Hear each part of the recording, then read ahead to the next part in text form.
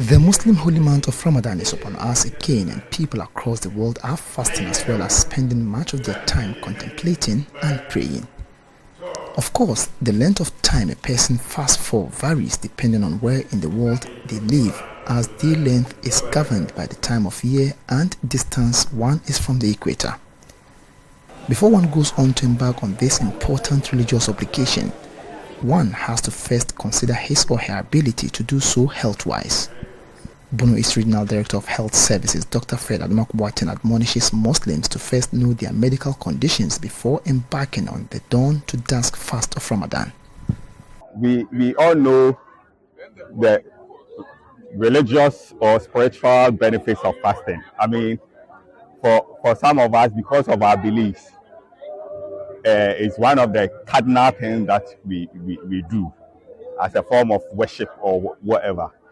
But sadly, it's not everybody that can do. And we know, especially some people, some pregnant women, you don't really want them to be fasting because of the state that they are in. Some people on some medications too, because of the way and the manner in which they have to take their medicine. Obviously, you don't have to fast, but you have to know the limits.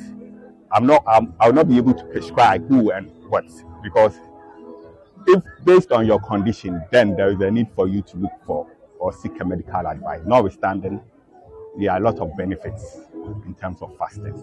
And then when it's being done well, your concentration is even different. Health-wise, mentally, physically, and all these. But you should know yourself. Now, even though scientific research has shown that fasting is good for your health and in terms of mental health, Ramadan fast improves mental health and depression symptoms. It is good to note that the recent change in climate, which has led to a rise in temperatures in some parts of the world, means heat-induced fluid loss from perspiration may lead to acute kidney injury, which could lead to chronic kidney diseases in some cases. As a result, Dr. Fred Admakwaten advises Muslims to increase their intake of water before and after breaking their fasts, as well as take intermittent showers in order to stay safe. The weather is not friendly, but notwithstanding, it's a vow or something that you are doing. In relation to that, depending on how you do it, you know yourself. If you take maybe one bottle early before 6 or whatever, can you take 2? I mean, these are some of the things. And even in the midst of doing them, you really want to go that far, but you can. If there are other diverse ways that you can reduce, can shower. We have different forms of doing this, because at the end of the day, this is not somebody who say a chronic thing that you are doing. It's just a period, and this is a moment, a season that will pass, and therefore you want to take advantage of this season to get all the benefits that you are intended. He, however, admonishes people who are having health challenges, particularly those going through extreme hydration, to take a break in order to take medical advice before continuing with their fasts.